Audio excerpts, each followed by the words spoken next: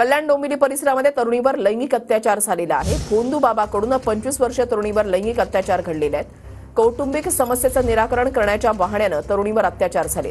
अरविंद जाधव नावाच्या भोंदू बाबाला पोलिसांनी बेड्या ठोकल्यात।